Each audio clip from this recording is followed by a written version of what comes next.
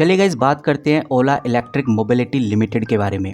अगर आप इस कंपनी के इन्वेस्टर हैं या फिर अगर आप इस कंपनी में इन्वेस्ट होने की सोच रहे हैं तो आपको ये पता होना चाहिए कि ये कंपनी जिस सेक्टर से बिलोंग करती है उस सेक्टर के अंदर बेसिकली चल क्या रहा है और इस हलचल से ओला को कितना नुकसान हो सकता है इसको भी हम समझेंगे।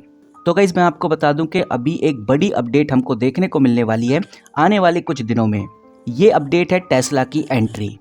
जी हाँ दोस्तों, टेस्ला इंडिया में पहले डायरेक्टली इंपोर्ट करने वाला है और टेस्ला का प्लान है कि वो फ्लैगशिप स्टोर खोलेगा। ये जो फ्लैगशिप स्टोर्स होंगे ये आपको दिल्ली और मुंबई के अंदर पहली बार देखने को मिलेंगे।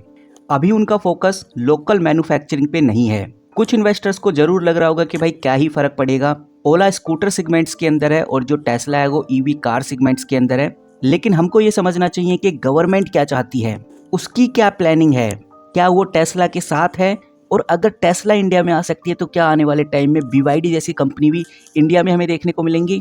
अब यहाँ पर गवर्नमेंट क्या चाहती है वो आप इधर देख सकते हैं। भारत की सरकार तो ये चाहती है कि इंडिया टेस्ला के ग्लोबल वैल्यू चेन का यानी कि GVC का एक हिस्सा बने। इसका मतलब ये है कि टेस्ला फ्यूचर में कुछ कंपोनेंट्स या स्पेयर्स इंडिया से सोर्स कराए, इवन अगर इनिशियल स्टेज पर मैन्युफैक्चरिंग नहीं होती। वैसे देखा जाए तो गवर्नमेंट की ये सोच काफ़ी अच्छी है। अगर ये सक्सेसफुली होता है तो इंडिया में EV स्पेयर पार्ट और मैन्युफैक्चरिंग की डिमांड बहुत तेज़ी से बढ़ने वाली है और इसीलिए सरकार भी इंपोर्ट ड्यूटी रिलैक्सेशन भी दे सकती है और हमें आगे EV इंपोर्ट नॉर्म्स भी देखने को मिल सकते हैं, जिससे इंपोर्ट ड्यूटी है वो काफ़ी कम हो सकती है और ये स्टेप फॉरेन कंपनीज को अट्रैक्ट करने के लिए लिया जा सकता है ताकि इंडिया को ग्लोबल EV सप्लाई चेन में एक स्ट्रॉन्ग पोजीशन मिल सके।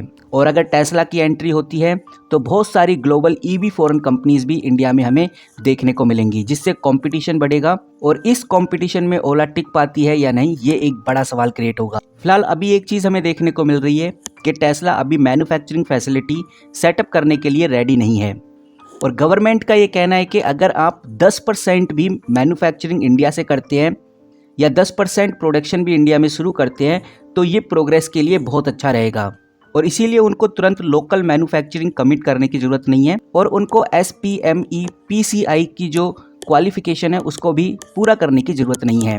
तो गाइस, एक बात ओवरऑल समझ में आ रही है कि टेस्ला की एंट्री से ओला इलेक्ट्रिक पर शॉर्ट टर्म में ज़्यादा डायरेक्ट इम्पैक्ट नहीं पड़ेगा क्योंकि टेस्ला अभी इंडिया में डायरेक्ट इंपोर्ट करेगा, फ्लैगशिप स्टोर ओपन करेगा जो कि आपको दिल्ली और मुंबई में देखने को मिलेंगे। वही उनका पूरा फोकस ग्लोबल वैल्यू चेन में इंटीग्रेशन पर है, ना कि इंटरमीडिएट लोकल मैन्युफैक्चरिंग पर। और अगर बात करें ओला इलेक्ट्रिक की तो Ola electric primary local EV ecosystem को टारगेट करता है और उसकी स्ट्रैटेजी भी काफी अलग है। लेकिन लॉन्ग टर्म में अगर टेस्ला ग्रेजुअली लोकल सोर्सिंग या मैन्युफैक्चरिंग एक्सप्लोर करता है तो ओवरऑल कॉम्पिटिटिव एनवायरनमेंट बढ़ सकता है, जिससे मार्केट में इनोवेशन और इफिशिएंसी का प्रेशर और भी बढ़ता हुआ हमें नजर आएगा।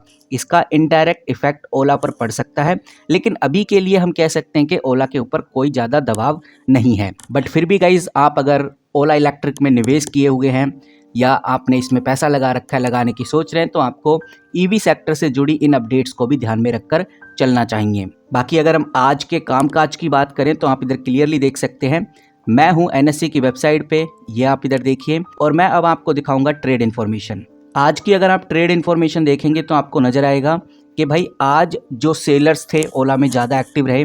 लगभग 28 लाख स्टॉक्स को आज बेचा गया। ये बेचने वाले वही इन्वेस्टर्स हैं जो पहले ओला में इन्वेस्ट कर चुके थे। अब उन्होंने क्यों बेचा, क्या उनको प्रॉफिट अच्छा मिल चुका है या फिर कोई और रीज़न है वो नहीं कह सकते, लेकिन हाँ सेल क्वान्टिटी काफ़ी ज़्यादा रही आज अकॉर्डिंग टू बाय क्वान्टिटी के, क्योंकि बाय क्वांटिटी सिर्फ 16 लाख की रही।